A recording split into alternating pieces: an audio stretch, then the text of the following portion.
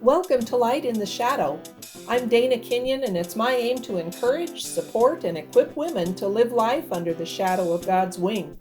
On this channel, I'll be bringing you videos of women who are doing just that. I hope their stories will help you find your path in His kingdom.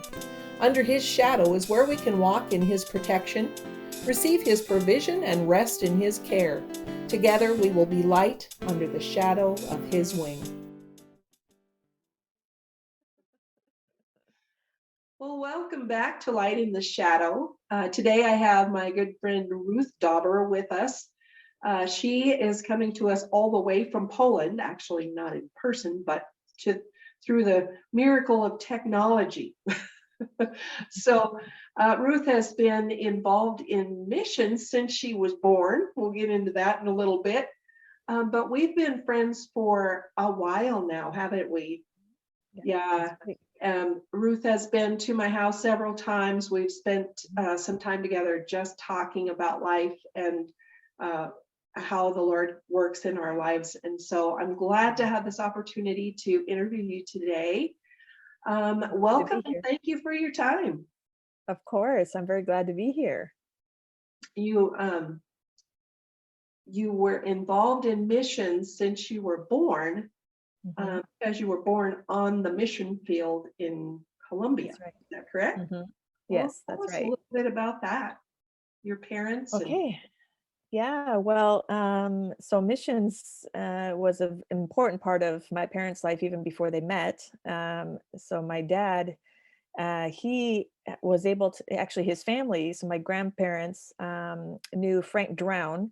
And for those of you who don't know who Frank Drown is, he helped the search party to find the 5 missionaries that were killed in Ecuador. Oh, yes.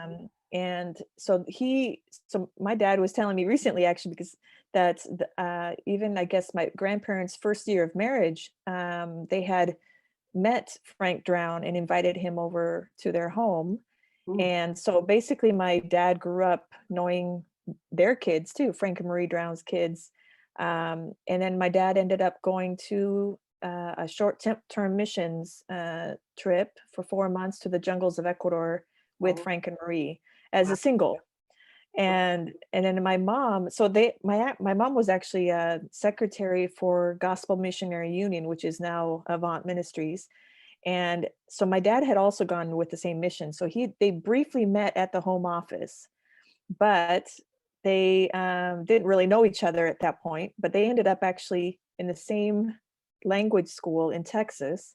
My mom was going as a single missionary to Colombia and my dad as a single missionary to Ecuador. They had already raised their support and everything. Well, they got to know each other, fell in love, graduated from their language school in May and got married in June. And in September, they were in Colombia.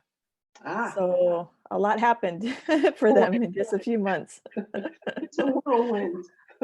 Yes. Okay. Well, so they went to Colombia. What did they do in the mission field there in Colombia at that time? Well, they continued language school at the beginning, but so they were in the big city for the first year. And then after that, they were told about a camp ministry that was in the small town or village really of Llanito, about an hour away. And so that's where there was already a building there for this camp. This camp had been run by other people before, but they needed people to run it now. And so my parents went, and there was another Colombian family actually that lived on that property. And so the two families, my family and that family, we all worked together, lived together. We were basically one family. And it was a camp that worked all year round. So not just for kids, but for families. And then eventually my parents started a small seminary there as well, Bible seminary. As a kid in Colombia, what was it like in those early years? Well, because this campground was actually, it's in the village that kind of in the subtropical area of Colombia, and a lot of space to run around in, a lot of mango trees to climb, which I did often. I would climb up one of my favorite mango trees that I would climb up with a knife and a salt shaker, and I would sit in that tree and eat my green mangoes because I loved eating green mangoes. No, And so, I had a but green. we had yeah, oh, it's amazing. But we had about 70 or so different types of fruit trees on Oh, that property. And so, and it was a basically self-sustaining camp. So there were cows even, we had cane field as well. yeah, it sounds Um, like a lot a of- dream childhood. oh yes, it was very, we had a parrot too. That was A one parrot. of our pets. Okay. And dogs and cats and, Okay. So you have siblings. Yes, I have a twin sister and a younger brother. He's 5 years younger. What about your family back in America during those early years? Were you able to communicate with them? Did you communicate Hmm. with them? Well, at the time, well, at this camp, there was only CB radio, which obviously that wouldn't go any farther than locally or Yeah. regionally. So the main communication was via postal service, so letters or packages, and the packages didn't always arrive, which we would learn over time. Yeah, But so very little communication. very My little. mom did say that when my brother was born, they were able to call from the city where we were born, give just a quick call to tell the grandparents that he'd As arrived. But you did you go to school there? so in Colombia, there in our village, there was just one small school that was not a very good quality school, and so my mom decided to homeschool us Okay. from kindergarten to third grade. And there was a missionary who came and helped for 1 year. Oh, She's a short-term missionary for a year. She taught us kids. yeah. So that was actually really fun. And but so we had school until noon, and then the rest of the day we basically ran around all over the place. You talked about the community, this communal kind of living with this other family out here. You said it was very close, and Mhm, that's just how life was. mhm. Yes. Lots of people in the home Mhm. uh, at all times, and Yeah, just I don't remember our family being alone in yeah. our home ever, Okay. because we either had somebody living with us all the time, or and then just people came in and out. It Yeah. was just part of life there. Good So thing. Was it a good thing? it was, It was. yeah. Oh, Yeah. I personally loved it. And I asked my parents recently, I asked my mom, so how did you manage like having us three kids, raising us kids? There's somebody always living with us, and then people just coming in and out. And she's like, I don't know. It was just life. That was her response. Just So what you do. it's just yeah. I'm like, wow. I remember one time when we talked, you told me that you were an outgoing introvert. And so Yes. you really loved having the people around and, Mhm. that kind of communal living, but you also needed some time Yes. to yourself to just kind of uh, Oh yeah. do some Yeah, I breaths had or my whatever. little spots there in Colombia where I would go and kind of just get away from everybody for a little while. Thus And the knife and the salt yes, shaker. exactly. Go to. Oh yeah, that was probably my favorite spot. During that time, did you ever visit in the United States? So we around every 4 years we would go to the States. So the first time my sister and I were in the States, we were 9 months old. So obviously we don't remember that, Right. because my parents had already been there 4 years. And then the next time was when we were 9 and a half, when we actually ended up, we went to the States for a longer furlough, a 6 month furlough. Oh, But a lot changed on that furlough. So yeah.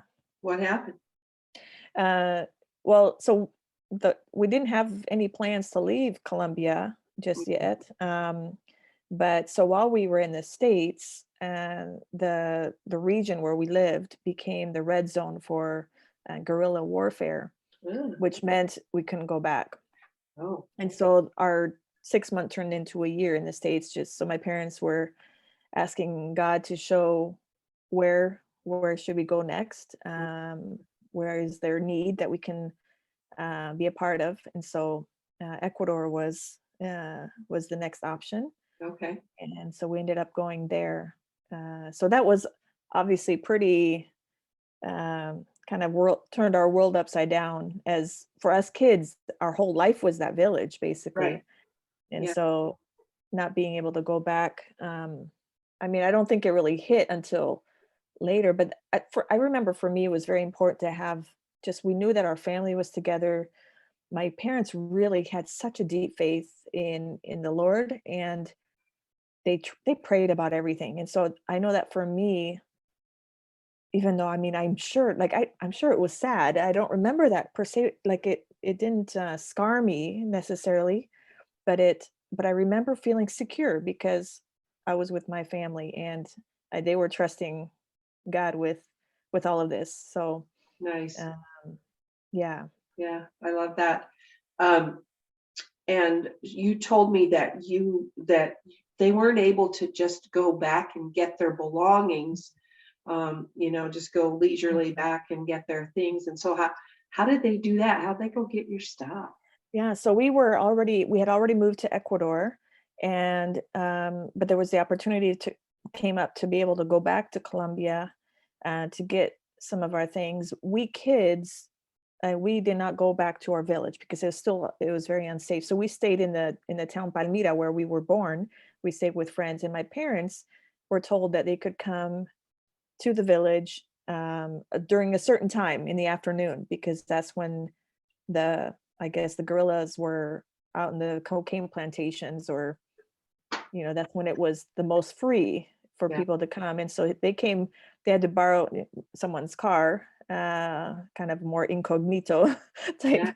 yeah. So they were able to come and get a few things. And yeah.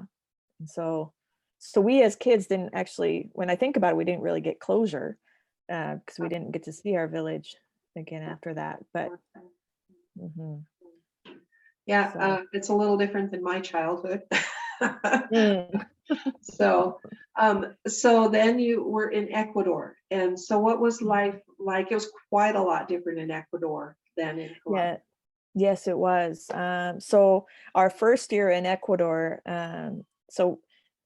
we started attending an Alliance Academy school there in Quito, and many of the kids that went to school there lived in dorms, and so we lived in the GMU, Gospel Missionary Union dorm, and the dorm desperately needed dorm parents, and so my parents were asked, since they didn't have a specific ministry just yet set up, so my parents agreed because they wanted to help. That was quite the experience. So I was in boarding school for 8 years, and I would say that out of all the 8 years, that was the worst year. We had the worst kids in the dorm, and our Not poor really their parents. calling, huh? Oh my word, those poor. But it was more because of the kids. We had the worst behaved kids that year out of all the years I was there, and my poor parents. But they were amazing. They learned a lot. I mean, they still talk about it to this day. And there's one guy who to this day still apologizes for all the trouble he caused, which is quite funny. That is funny. That is So funny. yeah. Okay. So Mhm, you lived though, you were in boarding school, but you lived just mhm. like 3 hours away Yeah. from parents. Hmm. So it Yeah. wasn't too bad to make home visits. No, and my parents were very specific about, like, they did not want to send their kids too far away from us if they could help it. I mean, if they wanted to be close enough by to be able to see each other regularly, and they ended up in a town, or it's like really a city where there was almost no work being done among the Spanish speaking people, because there's a lot of Quichua Indians in that area. So Yeah. there were a lot of missionaries working among the Quichuas, but uh, no one at that time among the Spanish. And so God opened up incredible doors for the ministry there. Yeah. And we were very much a part of the ministry there whenever we were there. Yeah. Um, and so, Even yeah, though you that, were in boarding school, you still felt like you were part yes. of that mission work. And you Mhm. mentioned something a minute ago. You mentioned Spanish. speaking Spanish. And so you were raised not speaking English. Mm-mm. Your first No, language was Spanish. right. And you know what's well, wasn't funny at the time, but so when we would go to the States, which as we said, it wasn't very often, but when Mhm. we would go, I remember my grandma, my mom's mom, crying because she couldn't understand her own grandchildren, because and we would like try to record like on cassette tape, of course, at the time, cassette tape, like some things that had happened during the day, like as a way to stay in communication with them. Of course, we would send it by post, and who knows if it ever got there. But um, and we would not know how we would start out in English, of course, because we knew enough because my mom taught us from a curriculum that was an English curriculum. But apart from that, honestly, we did not speak Spanish. My parents actually In say that English. they would try to speak to us. Oh, yeah, sorry. Yeah, and then my parents would try to speak to us in English, and we never responded in English. So I don't remember that, but that's what they, That's yeah. funny. So yeah, it was, Mm, and so yeah. it was a bit traumatizing, I think, for our family when we would go because they were like, we're, we're family, but we don't even I understand don't each other. understand a word you're saying. Obviously, eventually, then in the school in Quito, it was mostly in English, although it Oh, was a very international school. We had oh, good. about 45 countries represented And how there. big was the school? When we were there, it was about 500, 600 students, Wow. K through Okay. 12. Mhm, What did you do for entertainment? I mean, you're away from your parents most of the time. So how mhm. did you entertain yourselves? Well, the school had so many activities. For example, CSO, which is Christian Service Outreach, and so we would be a part of that almost weekly. And sometimes it depended on the groups because they're all in smaller groups, and we would do missions for different ministries in other parts of Ecuador. And so we would prepare for that. We also, of course, basketball. I loved basketball, and Oh, so I was very involved in that. And then I tried to play volleyball, didn't do so great, but I tried. They had those extra for those who don't really know how to play, but you can still play. Yeah, play but at it basketball was rather my than thing. play it. Yeah, yes. Well, I think you told, now this is backing up just a little bit, but Hmm. tell me about an experience when you were 6, you and your sister, your twin sister, and your Yes. dad sharing with you. That was a kind of a defining moment in your life. So tell us about that. Okay. Yeah. So one evening, so my dad is, as he would normally do, is to say goodnight to us. He'd come in one evening with my sister and I, we were 6, and he asked us a simple but important question. So do you know where you would go if you died tonight? Mm, And I remember not being able to answer that like with confidence. And I know I was just young, but I also was very aware of. I mean, my parents, of course, taught me the gospel from day one. I imagine, even maybe we were still in the womb, and they were already sharing the love of Christ with us. And I knew that my heart, like I literally sensed my heart being dirty, oh, and it needed to be cleaned because I knew I lied. I mean, I lied well. I mean, in the sense that I was good at it, and I knew it was wrong. And I would, I was mischievous, and I knew that only Jesus could clean my heart, yeah, because I had understood even as a young girl that if I went to Jesus and asked him to forgive my sins, he would, because he had promised that in the Word. And so um yeah, so that was obviously, I didn't understand a lot of things at the time, mm, but definitely that was the beginning of, I knew then I belonged to Jesus. Although, as I'm sure I'll share later, but there were moments of doubt later on, but that was the beginning point of my life with that's Jesus. where it started. Hmm. Yeah, and I'm so thankful to the Lord for such incredible parents who shared the gospel. They Yeah, didn't just assume we were saved. They want to make sure we knew. Nice. So that was important. You said that you had a desire to please them. So here Mhm. you are now in the school in Ecuador, and you're apart from them. So how Mhm. did this desire to please your parents affect your life? Yeah, and I mean, because I tend to be a people pleaser, so not just my parents, but anyone else that I looked up to. And like there were some dorm parents that I liked better than others, but I remember wanting to be thought of as good by them. Yeah. So I know that definitely kept me from going too far into doing stupid things, like many young people do, just kind of experiment different things. Um, and so I could have very much gone down that path if I hadn't if I hadn't cared about what people thought of me, Right. and I see that as God's protection for me because I know where I could have gone Yeah. if I hadn't, and that was definitely God's protection and grace on my life. Um, and Nice. so, yeah, so I'm very grateful. Yeah. So in this sense, like being a people pleaser definitely is it was a good thing for me. That was a Yes. good thing. That's good. Yeah. Mhm. And then when you were 18, you said now, so you had you graduated at that point from the school or I hadn't yet graduated. I was about to. And I remember because I mean, obviously, like my sister and I, we were going to be heading to the States soon after graduation. Um, we were planning to just go and stay for the summer to work. And then we were going to spend the next school year at a Bible school in England. ah, Um, but even just the idea of we had always gone to the States with the family, with our parents. This time, I mean, at least we were going together, but I remember just being very afraid of big America, like this.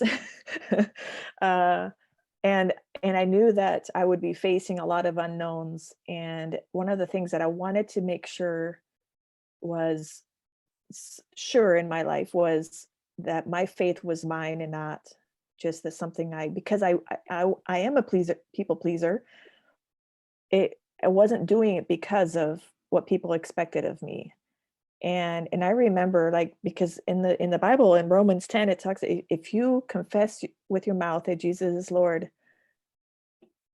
I did that. I've done that. I've completely given him authority over my life. He is my savior and my Lord. mm, And just those promises that when I made that commitment to him, I was his child. And so I could go. Of course, it doesn't mean I didn't ever have doubts or, or anything sure. like that. But I could go at that time. It was a very significant time for me because I didn't want to just kind of go with what I had only by what I had been taught. It was something that I really had made a commitment on my own that Yeah. Jesus really is my savior. Made that just a personal thing for you, Very much. Yes. not Mhm. parents, not whatever, just Mm. your own personal thing that's so important. Um, Mhm. did, do you want to share a scripture here? Isaiah 41:10.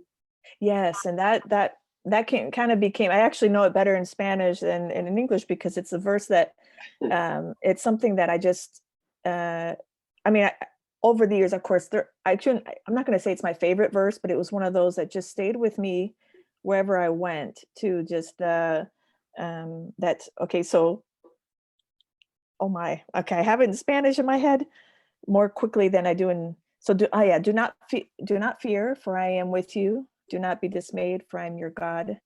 I will. Oh my goodness. So, I will. Yeah, I should say it in Spanish. Maybe some yes, people would please understand it. do. Ah, Please okay, do. okay. No temas porque estoy contigo, no desmayes porque soy tu Dios. Siempre te ayudaré, siempre te sustentaré con la diestra de mi justicia. And Perfect. so basically, he will sustain me wherever I go with Yes. his righteous right hand. And Yes. so, like, no matter where I went, I didn't have to fear because the God of the universe, God, my Father was with me. And Yes. so, uh, Oh, yeah. Yes, I love that. Beautiful, because you go lots of places after this. Yeah, little did I know. Little did you know, but you spent the summer then in the United States, Mhm. and you talked about kind of the culture shock between Ecuador and even Colombia and the United States. And you kind of struggled Mhm. with that. Yeah, I did. And not only that, of course, that summer was a short time before we headed off to England for 1 year. So it Yeah. was more actually after my Bible school year in England, where I was in the States for longer, and I Oh, went to Bible college there. So, but even so, it was still, because we were naturally more aware of what goes on in the world, because we grew up in different worlds. We knew different language, and we knew people from all over the world from our school. And yeah. so I go to small town Minnesota for the summer. I mean, and it's not anyone's fault, but for us, it was like, do these people know anything? Like, but it's like, but it's not. So it was hard to find anyone to understand us, or even some of the questions that people would ask us. Sometimes we're like, are you serious, or are you joking? Like, like, did we live in a hut, and did Oh, Indians sing to us or like dance around our hut every night? Like, and I'm like, we live in Quito, the capital of Ecuador, like, you know. it's a big city. Oh, yeah. So I mean, but it's not that, and I think people were trying, Yeah. but it was hard for me to understand that, though. Like, come on, seriously, you don't know this, Um, but yeah, so but my sister and I, like, one of the things that we had wanted to we wanted to, and other MKs or missionary kids also had done this, is go to this school in England for 1 year. And there were a lot of Americans there, so that would be like a safe place to be around, like, real Americans, Ah, Americans that had actually grown up in America. hmm. But it was definitely God's plan for us, because that was a one of the best years. I think my sister, I think, would even say that as well, um, because it was. So it's school is it was the large. There's a schools all over the country that connect, are part of this Torchbearer Bible Schools, and Cape Henry is the biggest one, about 190 students. So it's small. They keep it small on purpose. But the whole year you just focus on the Bible, on the Holy Spirit. I mean, they would teach in blocks, and they not only would teach us these things, but right away they had us get involved in different kinds of ministries right from the start. Like, Oh, wow. they did not want us to just receive information. They wanted us to put it into practice right away. And I loved that. I ended up working on the street with some kids. Like, they weren't necessarily homeless kids, but they were kids that just spent their days in the street. So Mhm. another girl and I, we got to do that every Saturday, and be able to love these kids, share the gospel with these kids. And Yes. that was just there's many opportunities that we were given, Yes. but and And we that was in people from England, is that correct? In yes, England? but people from all over the world. It was a small school, but it was incredible, the diversity Yeah. in that school. So Tell us yeah, the to this name of the day it school again. runs. Cape and Ray Hall, Okay. or Torchbearer Bible Schools. That's the umbrella name of Okay. these schools, and they're all over the world, All in the over the States world. as well. Hmm. Excellent teaching. So, Yeah. yeah. It So it sounds was, like it, yes, to be able to put your mhm. knowledge into practice Yeah, right away. That sounds yeah, amazing. So, yeah. It really was. yeah. Yeah. So. You talked about, we've talked about your Spanish language, Mhm. and your love for languages. Tell us a little bit about how God has blessed you in that way. Mm. Um, well, even I mean, I think I kind of had an inkling that I liked languages, because even growing up in Ecuador, although I already knew Spanish, my parents started to work among the Quechua Indians at a point. Um, so they started to learn the Quechua language, which then, of course, I was going to as well. I would do different, like, cultural things that the Quechuas would, like, they would carry their babies on their backs. Well, then I would carry my doll on my back, or like different. and it's always just been fascinated by cultures and just like being right there with the people. And so eventually, like I only knew Spanish and English at the time when I was in college, but I eventually had the opportunity to to go beyond what I knew, and that was going to Mali, West Africa. At Bible college, there was a missionary who'd come to share the need for literacy workers, so teaching people, the local people, how to read and write in the local language. It wasn't teaching them English. Um, and when I heard him talk, like I never imagined, even thought about going to Africa, but when I heard him talk, I thought this is for me. Like I think this is where God wants me to go. And it was for a year commitment. Okay, Um, and you were back in the States at this point, weren't you, when you heard about this uh, yes, yes, yeah. I was in Bible college. Yeah, in in the Kansas United City. States? Hmm. Okay, Yes, Kansas City.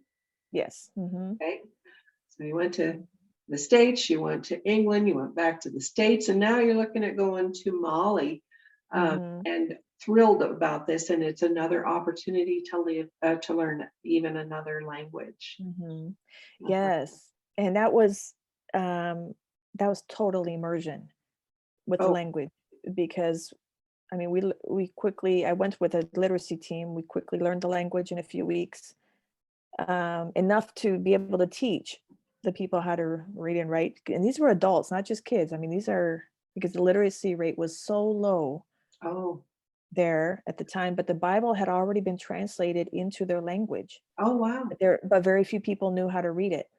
And Mhm. those who knew how to read it was a status thing for them, especially in the villages. And so they weren't going to teach anybody else because it Oh, made them important, or they simply didn't know how to teach. And so they needed to ask people from outside to come. yes. um, yeah. And And so, so you went and with the that's, literacy team then, to teach them how to yeah. read. And so Um, I was we lived in a bush village there. And that's where I really understood how much I love languages ah, and cultures and because and this is the first thing I had done completely on my own. Like I wasn't with my sister or with my family. This was something, and I just absolutely loved it.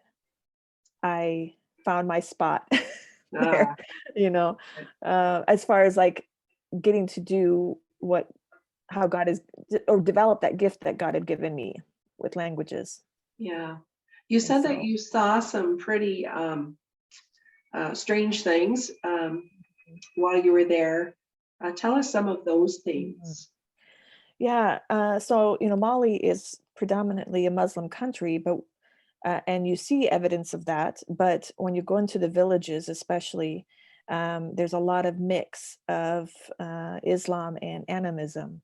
And animism is when you believe that there are spirits, evil spirits everywhere in the trees and the everywhere. And people in the village generally are very, very, very afraid to be alone. Mm, Um, because especially those who don't know Jesus, like this is something we saw. I had never seen such a difference between those who know Jesus and those who don't know Jesus, in the sense that those who don't know Jesus, I mean, they lived in constant fear, and you couldn't blame them. When you believe so strongly, there's this evil spirits all over the place. right. But believers, they no longer believed in that Jesus in them was more powerful than those spirits. And even there are many things, for example, like it wasn't normal for fathers to show any care for their kids. Mm, It's very much a patriarchal society. um, and but with when it comes to the Christians, I mean, it was incredible. That's almost you could tell from far away. And I'm not saying every Christian man was like this, but it was a generally you could see the difference of just how they would play with their kids, like really care for their kids. yes. Um, and yeah, it was and spending time with the believers in the village there. Oh my goodness, Mm, it was amazing. yeah. These I'll bet. people faced a lot. you know. Yeah. But You the you witch talked. doctor would show up every so often. Oh, Yeah, you could tell when everybody was just scurrying quickly uh, because they were trying to make sure they weren't anywhere near him. And oh, yeah, he would come out and do his thing. I don't know exactly what, but it was, yeah, it was interesting. There was a yeah, lot we saw there, but a lot of the poverty level there. I thought Ecuador was poor. yeah. Uh, Nothing compared to Mali. oh, wow. Yeah. You talked about a little girl that you took care of. Yeah.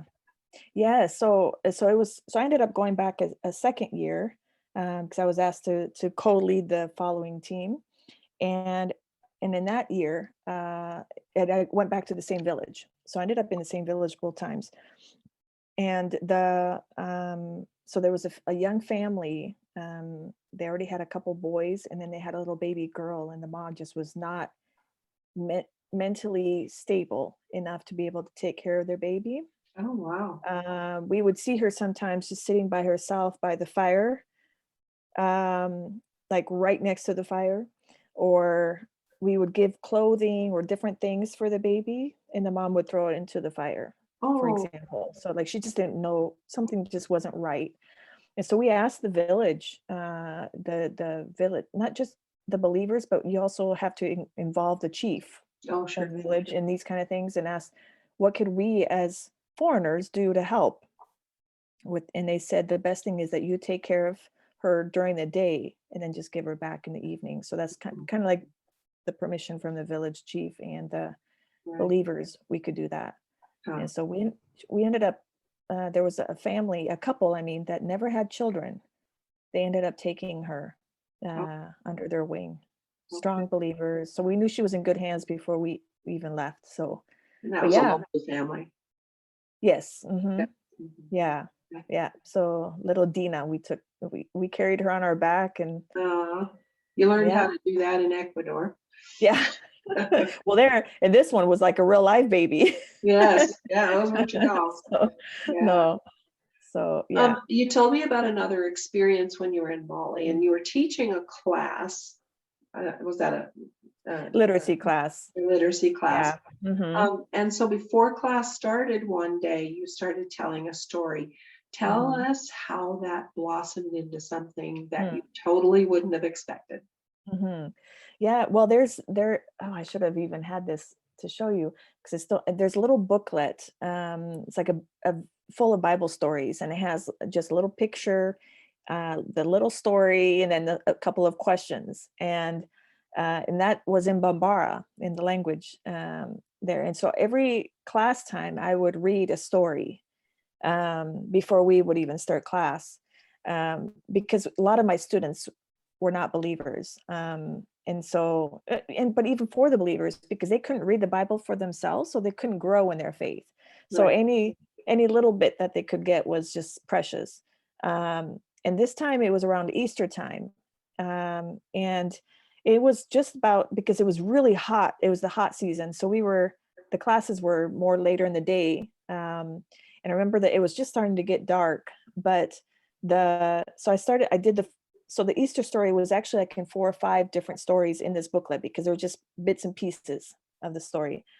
I read the one story, and everybody was just like, just looking at me like, what? Tell us more. And so I continued sharing, and people were like calling others to come Oh, and to listen. And in that, I had been in Mali for about 7 months at the time, and I knew the language okay. I mean, pretty well, but I knew that the Holy Spirit was doing something at that time, because I was able to so eloquently share oh, the entire Easter story with these people. And I remember one man sitting in the front, this older man sitting right in the front, and because I couldn't really see many others once it got dark, it yeah. was it was him, and he was just crying and crying. And I said, what's wrong?"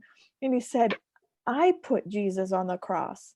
And it was Oh, something that he had so understood it in that moment, the sacrifice that Jesus had made on the cross for Wow. him. And I mean, only God knows what he ended up doing with this time. Where like the others who had come, they had come from other places, like I don't even know who all they were, but they Now, were how there many and heard, people do you think there were sitting around and listening?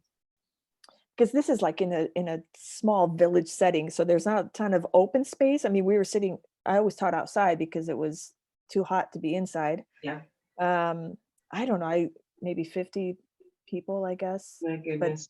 yeah, or something like that. I don't even know, to be honest, A nice but crowd.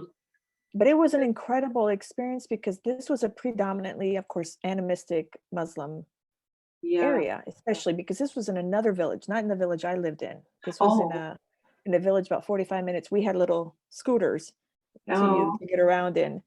And so my literacy partner and I, we would go and we would stay the night often in this village. oh, And they had been shown the Jesus film ahead of time oh, in Bambara, and people had come to Christ. Some people had come to Christ. They just had no way to grow in their faith. And so, except for when pastors would do their circling of oh, going from village to village, but that would be every month or 2 months that they would have anybody come. So yeah. it was important for these people to be able to read so they could read the word Yes. for themselves and also teach others. And Yeah. so, And so they heard you tell this Easter story, which is the mhm, most important yeah, story. I mean, yeah, exactly. the Yeah, most, without the resurrection. yeah, absolutely. Yeah. Mhm. So it was an incredible experience. Yeah, I'll I never can't- forget. I'll never forget that. Yeah, that would have been so cool to watch, to Yeah. just, Mm, the mouse in the mm. corner to just watch And then the guy standing next to me with his little lantern, so that you to could see. or so I could even see some people. I mean, it was just basically the ones in front, but Yeah. but yeah, but God was at work. That's for Yes, sure. he was. So, Oh, mhm. man. So then, you told about the ending up back in the United States. How come you ended up back in the States again? Well, I had only like technically I was only supposed to be in Mali for 1 year, and then Uh, I ended up going for 2 years. And and then okay, so then I wanted to do I just loved doing literacy work, and I wanted to be involved in literacy development. I ended up going to like the Wycliffe School Summer Institute of Linguistics to develop myself in linguistics. okay. Um, and so and then I ended up, getting just really close to somebody there. I ended up just staying there for 2 or 3 years, In kind the of, United States. yes, in the United States. I wouldn't say that I took a break from missions per se, but I had a different um, focus, I guess, at the time. I was involved in ministry Uh-huh. where I was, um, but eventually I just couldn't. God was putting it on my heart again to do missions. I just couldn't get away from it, and I mean that's a whole other story too. How he got me back into the mission field, but um, it was definitely his leading because I wasn't super keen on it at the time because of just some stuff that was going on in my life. Mhm. um, I was kind of like saying, no, no, no, God, I know you want me back. And I don't want to, I was invited to go to a missions conference Yeah. with a friend. And I knew that the moment I would go, I would know that that's where God wanted me to. And there's a whole other story behind that too. But just when I stepped into that building, I knew that I was to go back and do full-time missions again. Back into full-time missions, but you didn't know where. You didn't know what No, was going on and what God no, had planned for you because you had, right. I guess, your own plans. But what did God Mhm, have planned for you then at that time? mhm. Yeah, well, I mean, I had planned to go back to Mali full time because I continued loving the people there. I loved yeah, even though I hadn't been with them, but that was something they were on my heart a lot. Yeah. But in order to go back to Mali full time, work full time, you have to learn the French language. Oh, because it's the official language in Mali. It's not what most people speak, but it's all the government paperwork, everything is in French. So I went to language school in France for a year with the idea of going to Mali. Um, I finished the language school, and the door closed to Mali completely. oh, That's when things really started getting, there was unrest at the time yeah. there, and it was that's yeah, there's a lot more to go into that, but it was clearly, okay, so there was no way to go there. We're So going back to Poland. I was devastated. I thought, I mean, I don't regret having learned French because I love languages, but I Yes. thought, oh my word, I just spent a whole year doing this. Like, and now what, So I went back to the States just completely just asking God, what in the world? What are you doing? I knew that when I gave my life to him, like I wanted to serve him no matter where. Because to me, I didn't feel called specifically to a people group. I thought Molly was it because I was so involved with them for at such a young age. But really, I know my heart was just I wanted to serve him however and wherever. Yeah. Um, and so at the time I started asking God what next. And the mission that I was with, they asked me to consider going with a team to Poland. Huh? But I was like, excuse me, like Poland? I know about Poland because I love history. But Yes. apart from that, that was about it.